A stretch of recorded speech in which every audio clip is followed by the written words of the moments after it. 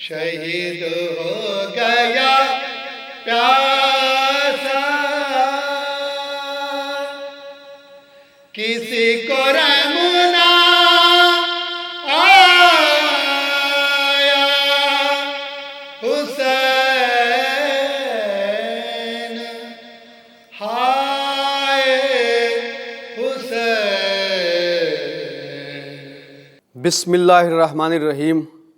ولا تحسبن الذین قتلوا فی سبیل اللہ امواتا بل احیاء عند ربہم یرزقون۔ یہ آیت قرآن مجید کے سورہ آل عمران کی ہے، جس میں پروردگار عالم تمام نوع انسانیت، تمام بشریت کو یہ پیغام دے رہا ہے کہ وہ لوگ جو اللہ کی راہ میں قتل کر دیے گئے ہیں، تم کبھی انہیں مردہ نہ شمار کرنا۔ جنہوں نے نواسۂ رسول حضرت امام حسین علیہ السلام کے ساتھ اپنے خون کا نذرانہ بارگاہ عزتی میں بھیجا تھا، یعنی اپنے خون کا نذرانہ اللہ کی بارگاہ میں پیش کیا تھا، وہ آج تک زندہ ہیں اور ان کے نام کو عزت و احترام کے ساتھ لیا جاتا ہے۔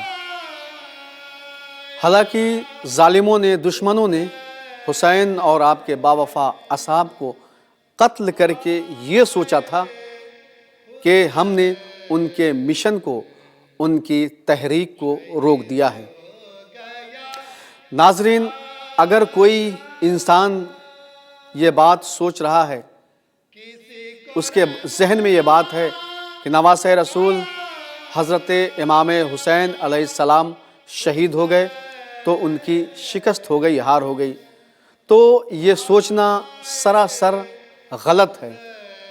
اس لیے کہ نواسۂ رسول حضرت امام حسین علیہ السلام کی شکست نہیں، بلکہ شکست اس کی ہوئی جس نے نواسۂ رسول حضرت امام حسین علیہ السلام کو قتل کیا تھا۔ یزید یہ سمجھ رہا تھا کہ میں نے حسین اور ان کے انصار کو قتل کر دیا ہے تو فتح میری ہوئی، جیت میری ہوئی۔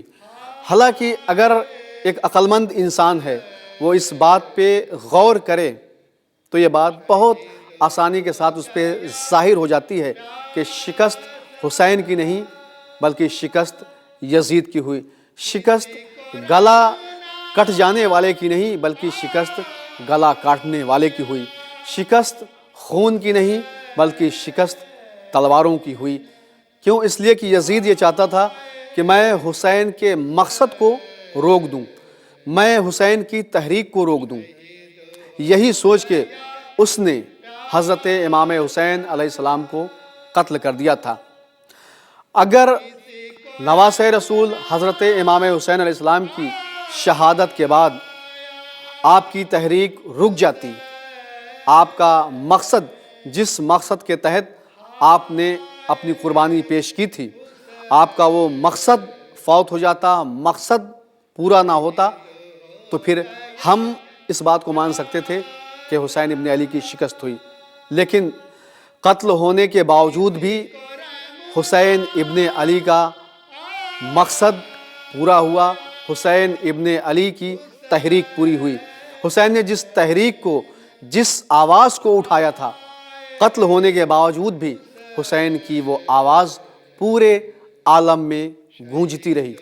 تو حسین کی شکست نہیں ہوئی، بلکہ اگر دیکھا جائے تو شکست یزید کی ہوئی، اس لیے کہ وہ حسین کے مشن کو نہ روک سکا۔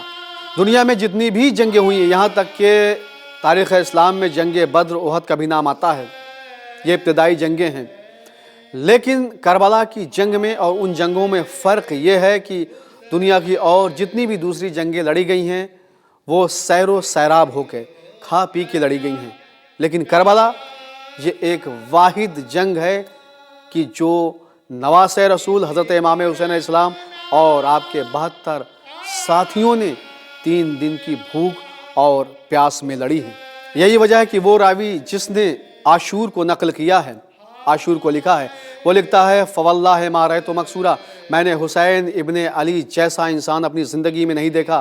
میں نے کربلا میں یہ دیکھا کہ حسین پہ جتنی زیادہ مصیبت پڑتی جاتی تھی، اتنی ہی زیادہ حسین کے چہرے کی سرخی اور زیادہ بڑھتی جاتی تھی۔ حالانکہ حسین کے سامنے حسین کا بیٹا قتل ہو رہا تھا، ان کا بھتیجا قتل ہو رہا تھا، ان کا بھائی قتل ہو رہا تھا، مگر حسین کے قدموں میں ذرہ برابر لغزش نہیں ہو رہی تھی۔ یہی وجہ ہے کہ اتنی مصیبتیں پڑنے کے باوجود بھی حسین نے سب کچھ برداشت کر لیا، کیوں؟ صرف اس لیے کہ اس کی توحید بچ جائے، انسانیت باقی رہے۔ تاریخ میں ملتا ہے کہ نواسۂ رسول حضرت امام حسین علیہ السلام جب مکے سے کربلا کے لیے جا رہے تھے تو راستے میں ایک اور چھوٹا سا لشکر چل رہا تھا۔ آپ جانتے ہیں وہ لشکر کس کا تھا؟ وہ لشکر زہیر ابن قین کا تھا۔ زہیر ابن قین کوفے سے مکہ حج کرنے کے لیے آئے تھے۔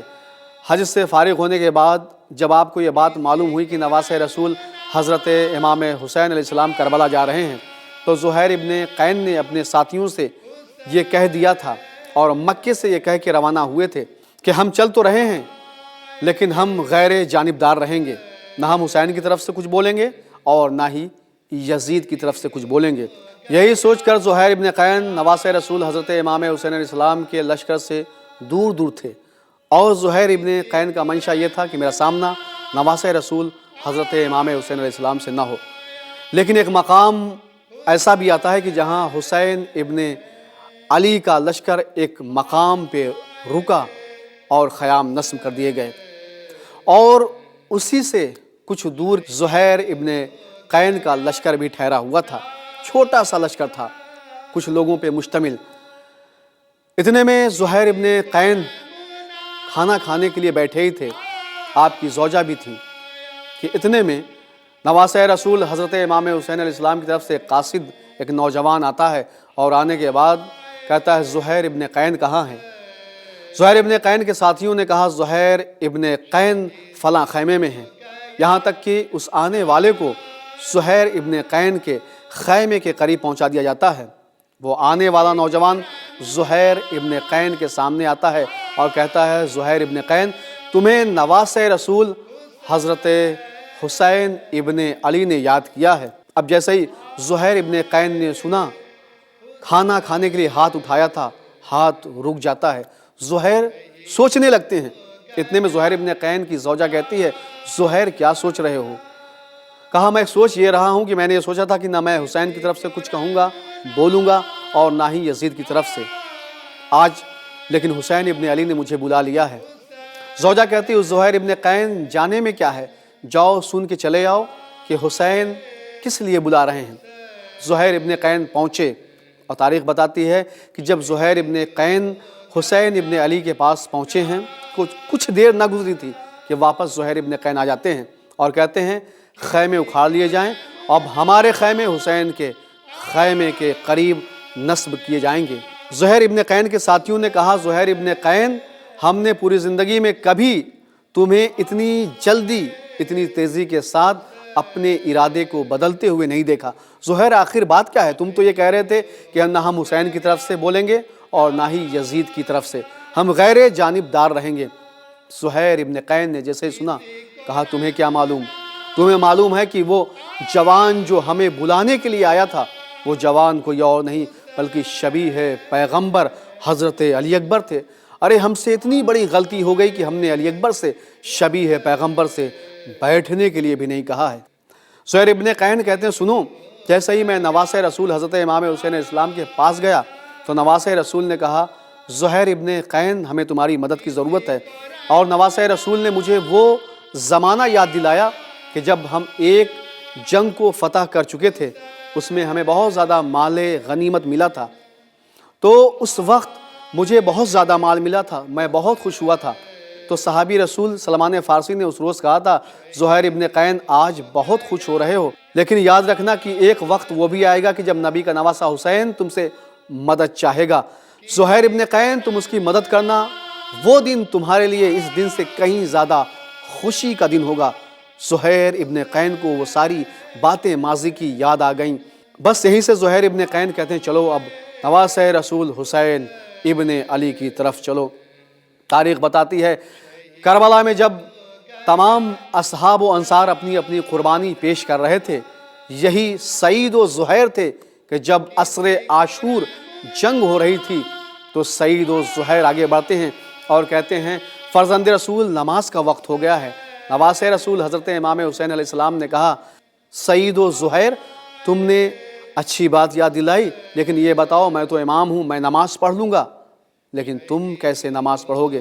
کہا مولا آپ قبلہ ولایت ہیں، مولا آپ نماز پڑھیے، ہمارا سینہ حاضر ہے۔ یہاں تک کہ عصر کا ہنگام جب یلغار مچی ہوئی تھی، پاپیادے پیدل حملہ کر رہے تھے، نیزہ بردار نیزوں سے حملہ کر رہے تھے، دشمن کی طرف سے تیر آ رہے تھے، ایسے عالم میں حضرت امام حسین علیہ السلام کربلا کی جلتی ہوئی زمین پہ نماز ادا کر رہے تھے اور سعید و زہیر اپنے سینے پہ آنے والے ہر تیر کو روک رہے تھے۔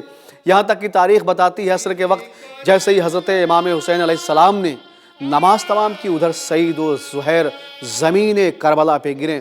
ادھر سعید و زہیر جیسے ہی زمین پہ گرے، حسین ابن علی آگے بڑھے اور سعید و زہیر کے سر کو اپنے زانوں پہ رکھا، جنت کی بشارت دی۔ سعید ابن عبداللہ زہیر ابن قین نے اپنی جان حضرت امام حسین علیہ السلام پہ قربان کر دی۔ بس یعلم الذین ظلموا ای منقلب ربنا تقبل منا انک انت السمیع العلیم۔